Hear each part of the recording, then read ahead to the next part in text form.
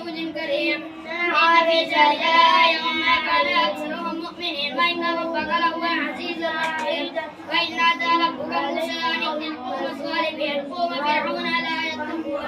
قال رب إني أخاف أن يكذبون ويضيق صدري ولا ينطلق لساني فأرسل إلى هارون وله معي زمر فأخاف أن يقتلون قال كلا فاذهبا بآياتنا إنا معكم مستمعون فأتيا فرعون فقولا إنا رسول رب العالمين أن أرسل معنا بني إسرائيل قال ألم نربك فينا وليدا ولبثت فينا من عمرك سنين وفعلت فعلتك الذي فعلت فأنت من الكافرين قال فعلتها إذا وأنا من الضالين ففررت منكم لما خفتكم فوهب لي ربي حكما وجعلني من المرسلين وتلك نعمة تمنها علي أن عبدت بني إسرائيل قال فرعون وما رب العالمين قال رب السماوات والأرض وما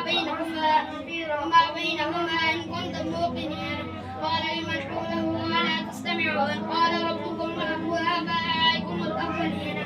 قال إن رسولكم الذي أرسل إليكم لمجنون قال رب المشرق والمغرب وما بينهما إن كنتم تعقلون قال لئن اتخذت إلها غيري لأجعلنك من المسجونين قال أولو جئتك بشيء مبين قال فأت به إن كنت من الصادقين فألقى عصاه فإذا هي ثعبان مبين ونزع يده فإذا هي بيضاء للناظرين قال للملأ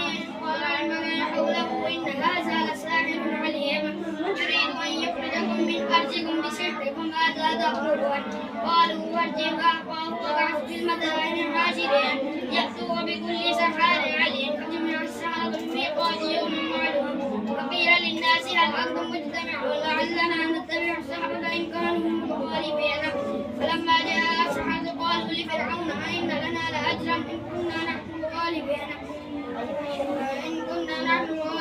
قال نعم وإنكم إذا لمن المقربين قال لهم موسى ألقوا ما أنتم ملقون فألقوا حبالهم عصيهم وقالوا بعزة فرعون إنا لنحن الغالبون فألقى موسى عصاه فإذا هي تلقف ما يأفكون فألقي السحرة ساجدين قالوا آمنا برب العالمين رب موسى وهارون قال آمنتم له قبل أن آذن لكم إنه لكبيركم الذي علمكم السحر فلسوف تعلمون لأقطعن أيديكم وأرجلكم من خلاف ولأصلبنكم أجمعين قالوا لا تخف إنا إلى ربنا منقلبون إنا نطمع أن يغفر لنا ربنا وخطايانا أن كنا أفضل المؤمنين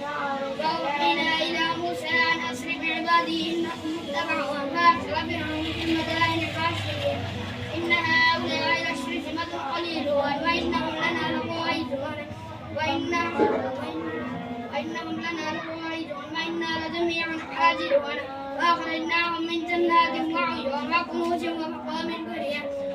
كذلك وورثناها بني إسرائيل فأتبعوهم مشركين فلما قضى الجمعان قال أصحاب موسى إنا لمدركون قال كلا إن معي ربي سيهدين فأوحينا إلى موسى أن اضرب بعصاك البحر فانفلق فكان كل فرق كالطود العظيم ما تلفنا ثم الآخرين وأنجينا موسى ومن معه أجمعين ثم أغرقنا الآخرين إن في ذلك لآية وما كان أكثرهم مؤمنين وإن ربك لهو العزيز الرحيم واتل عليهم نبأ إبراهيم إذ قال لأبيه وقومه ما تعبدون قالوا نعبد أصناما فنظل لها عاكفين قال هل يسمعونكم إذ تدعون أو ينفعونكم أو يضرون قالوا بل وجدنا آباءنا كذلك يفعلون قال أفرأيتم ما كنتم تعبدون أنتم وآباؤكم الأقدمون فإنهم عدو لي إلا رب العالمين الذي خلقني فهو يهدين والذي هو يطعمني ويسقين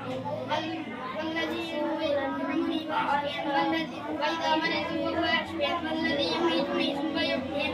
والذي يطعمون والذي يطمع أن يغفر لي خطيئتي يوم الدين رب هب لي حكما والحقني بالصالحين واجعل لي لسان صدق في الآخرين